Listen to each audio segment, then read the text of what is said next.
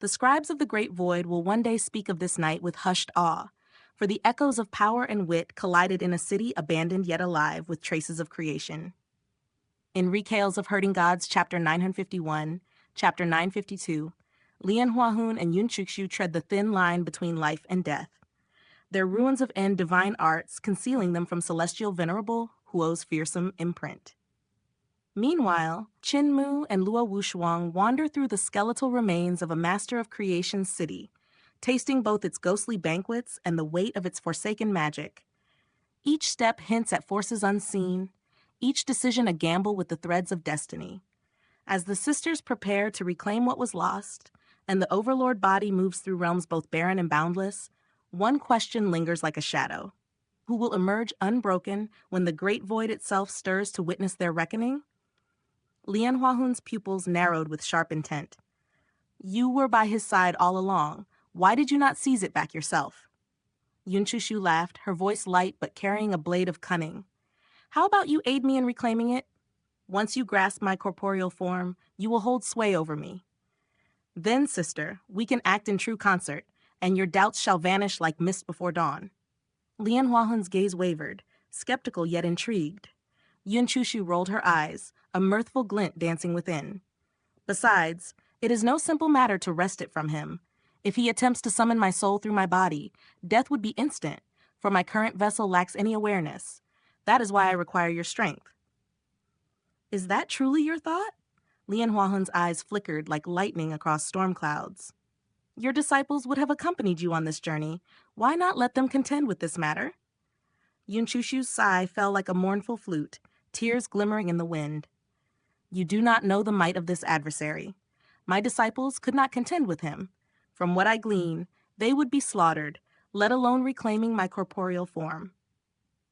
Lian Huahun's mind drifted to how Qinmu had stirred the imprint of Celestial Venerable Huo the night before. Her chest thrummed with unease. The sisters moved with swiftness and subtlety, cloaking themselves in the ruins of En's divine arts, lest they share the fate of Pan Chunjin, Xu Yufang, and others, souls extinguished amidst the ruins of the city.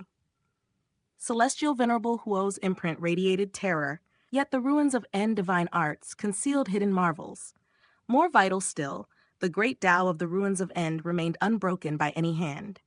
By the unique virtue of the ruins of End arts, survival had been possible through the calamity of the previous night. Lian Huahun had once fought Qinmu, breaking 4 of his arms, and held confidence in reclaiming Yuanmu's body. Yet, it was not his power that invoked fear. It was his mastery of all arts he could wield. Bending them into weapons, Celestial Venerable Huo's imprint was a testament to this craft. Prepare to retrieve my corporeal form from the ghost ship, exchanging it for your own. Lian Huahun swept her sleeves in graceful precision, departing with a final admonishment. Remember this. Being the mother of Celestial Venerable Huo, do not so casually brand him as a foe. Such words ill become your rearing. Chuxiu's anger flared, then curdled into laughter, and with a flash, she vanished from the city. Elder sister, your upbringing is impeccable, your love sweeping like the heavens. Only your wit lags, heh? Once I reclaim my body, I shall strike at you with the patience of a yellow sparrow, waiting for the mantis to seize the cicada. The land of the great void stretched endlessly. Qinmu and Luo Wushuang walked for days without sight of the city. I wonder if that dragon you imagined perished in the explosion, Luo Wushuang murmured, lost in thought of the dragon that betrayed them to the Celestial Empress and her sister. Qinmu, tending his Tao-Ti sack of spirit medicine, shook his head. Born of visualization, it cannot truly die in the great void. Luo Wushuang's eyes widened. You mean this dragon can endure Celestial Venerable Huo's divine art? Impossible. You do not wield such formidable strength. Qinmu scattered spirit seeds upon the ground, weaving his spell. Within moments, they sprouted into a vibrant garden of herbs. It cannot endure in the mortal sense, but it regenerates, he explained, continuing his weaving. The great void is a realm of peculiar laws. Beings born of visualization possess a strange vitality. They draw on the void's consciousness to mend themselves. Hence, the divine dragon can be reborn from the great void's will, even if slain in the city. The world itself is a canvas of creation. As long as the great void endures, so too does the dragon's essence. Beyond the void, It is vulnerable, easily slain.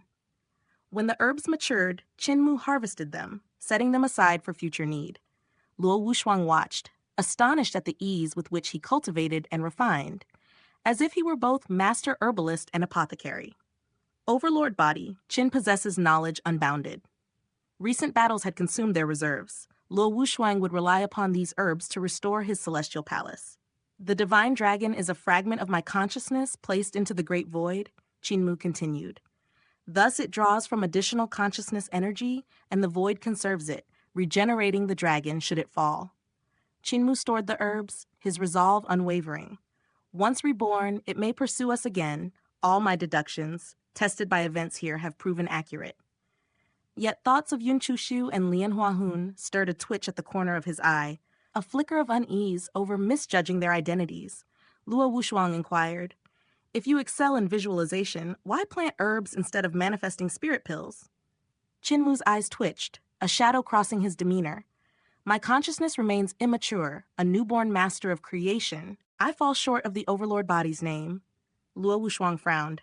This was the same man whose confidence once seemed like a deluge. Why now did humility shadow him? Unseen within Qinmu's third eye, the master of creation jeered daily, belittling his awareness, and slowly Qinmu's belief in his own weakness grew. Yet, as swiftly as doubt arose, his courage returned. He laughed, eyes alight. "Fortunate am I, Overlord Body. By diligent effort, my consciousness may ascend to a mature master of creation, perhaps beyond. I shall become another Grand Emperor." Luo Wushuang, unfamiliar with such devotion, shook his head, inwardly skeptical of this so-called Overlord Body. History whispered that the Celestial Venerables knew the Overlord Body across eras had always been Qinmu, Dragon Han Overlord Body, High Emperor Overlord Body, even now Overlord Body of Eternal Peace. Legends were but echoes of his passage through time. He alone had enacted them. They entered another city of creation, deserted, yet alive with traces of abrupt departure. Fires burning, teapots steaming, beds unmade, treasures abandoned. "It seems the masters of creation have fled this world," Luo Wushuang observed. "Did the great void's monsters drive them away?" Indeed, the regenerative monsters of the void plagued the creators endlessly, perhaps forcing their retreat. In a plaza, a colossal bonfire roasted the leg of an unknown beast, its length 100 feet. Beside it, towering cups of wine exhaled a heady fragrance. Qinmu severed a piece of meat with a precise slash, savoring its flavor. "Excellent!" He offered another to Luo Wushuang. Luo Wushuang hesitated. Qinmu chuckled. "This meat is of creation. Consume freely. At worst, it will transform into consciousness."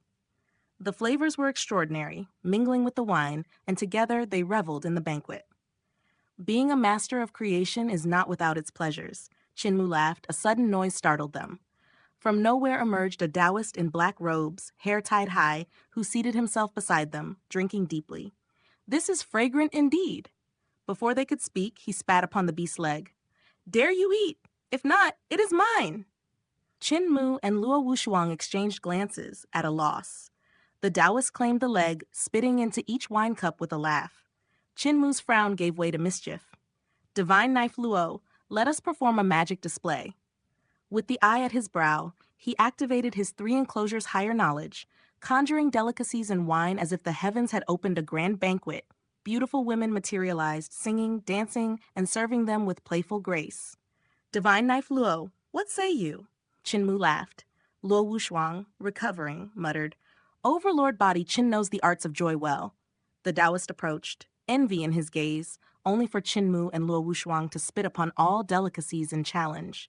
The Taoist scowled. "From the celestial heavens you dare show me disrespect?" Qinmu's smile was serene. "Divine Knife Luo, declare who I am."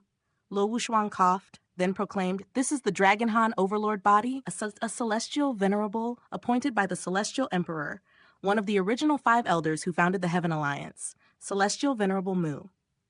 The Taoist's visage darkened. Qinmu's smile remained, calm and piercing. "Then tell me, who are you? And why do you trespass here?" "Yu Tingyi of the Celestial Heavens Tao sect pays homage to Celestial Venerable Mu." The Taoist in black robes, temper flaring like a tempest, knelt with several deep kowtows before spinning around in vexation and retreating to the bonfire. His voice carried a sharp edge. You are merely a minor divine arts practitioner holding a lofty title. My respect is for the title, not for you. Qin Mu's expression remained calm. This Taoist's temper is truly fiery, he murmured. Luo Wushuang's brows furrowed in thought. Yue Tingge. That name resonates somewhere deep within memory. The Taoist Yue Tingge cared little for anyone, now subdued from his past excesses, devoting himself only to food and wine. He cast Qin Mu but a fleeting glance before returning to his indulgence. With a wave of his hand, Qin Mu dispersed the banquet. The delicacies, beauties, and wine lifted into consciousness and scattered. Another clap summoned a parade of beauties from thin air, their procession like a long dragon undulating through the hall. Maha! A colossal dragon's head pierced the air, the divine dragon from Qin Mu's visualization. Its eyes glimmered with eager hunger, drool glinting in the light. Its tail swept across the scene, coiling smoke and filling the air with a primal presence. Surviving even the cataclysm wrought by Celestial Venerable Huo's imprint, this divine dragon had tracked them here. Did my subconscious summon Fatty Dragon into this vision, lending it life and whimsy? Qin Mu pondered. His spirit slightly unraveled, he set down his chopsticks. With a gentle wave, the dragon, overjoyed, leapt into the banquet, devouring and drinking with abandon. Luo Wushuang's voice dropped to a whisper as he regarded the Taoist. Yu Tingge, Celestial Heaven's Tao sect. Who truly is he? A lingering familiarity gnawed at him, yet the origin of this Taoist was enigmatic. The Celestial Heavens had sent only a few into the Great Void, themselves Celestial Venerable Huo and Celestial Venerable Shu. How then did this Taoist arrive and survive amidst such peril? Suddenly, a voice rang clear. As expected of Celestial Venerable Mu, untamed and merry, wherever he treads, beauties flock around him, arousing envy. Qin Mu's gaze fell upon the gods who had accompanied him on the boat. During their voyage through the Great Void, calamity had struck. Over half had perished, scattered across the desolate expanse. The last city claimed even more lives, including Celestial Venerable Hao's disciples Xu Yufang and Pan Chenjing. Now, Qin Mu could only guess how many remained. The Great Void's monsters were no singular phenomenon. Other cities had suffered likewise, leaving but a handful of survivors. Rising, Luo Wushuang addressed them solemnly. Everyone, Celestial Venerable Mu's merits are beyond contest. He has imparted the path to godhood to the masses. Now, cast adrift in peril, we must unite to navigate the void's anomalies. Only through collective strength can we hope to find Celestial Venerables Huo and Shu. Are we agreed? One glanced at him with a bitter laugh. Divine Knife Luo, are you fawning over Celestial Venerable Mu? Knife lights danced in Lu Wushuang's eyes. He let out a cold humph. I am renowned across the celestial heavens, the #1 divine knife. When have I ever fawned upon the powerful?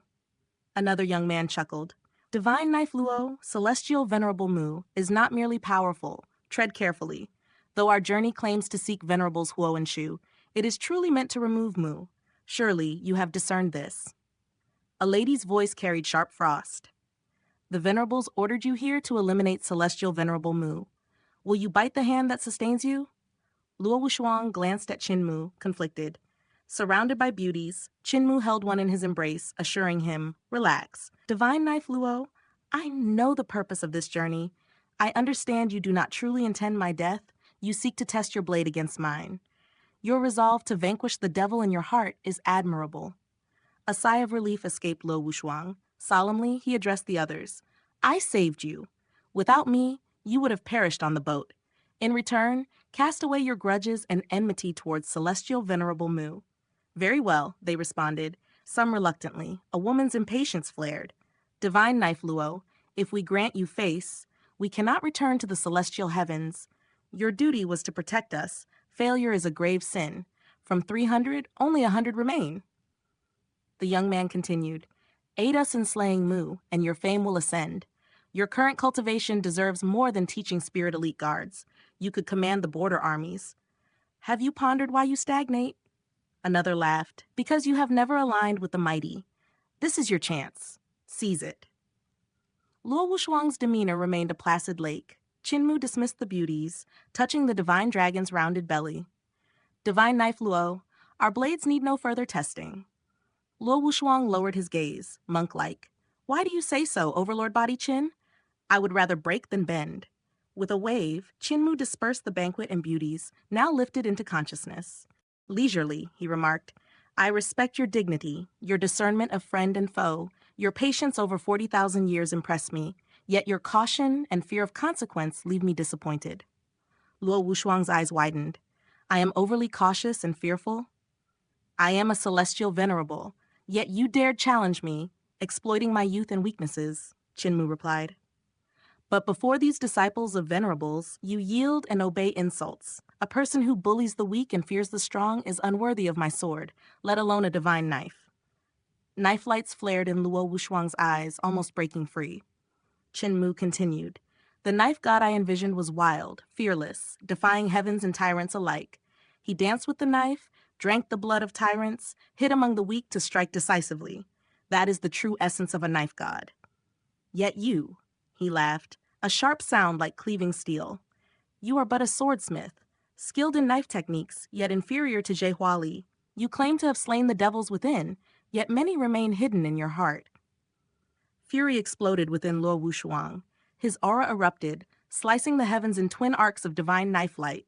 Vital chi, blood, and essence surged skyward, forging a 10,000-long blade that shortened as it coalesced, growing stronger with each contraction.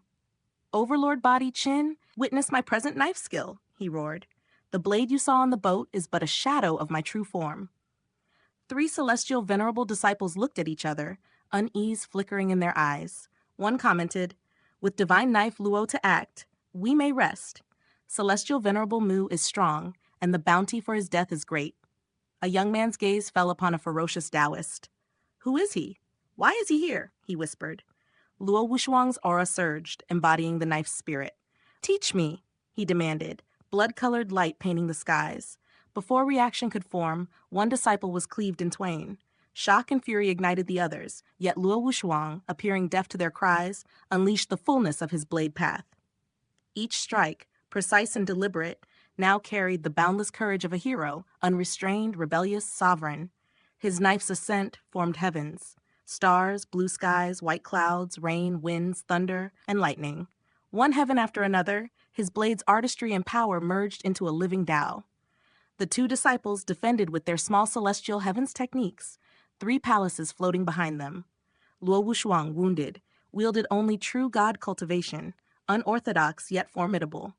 Their pre-celestial Taos clashed against his post-celestial knife path, the disparity like mud meeting clouds. Despite being outnumbered, he triumphed. The clash was swift. Knife light met blood light. Luo Wushuang pressed the blade forward, ending one young god.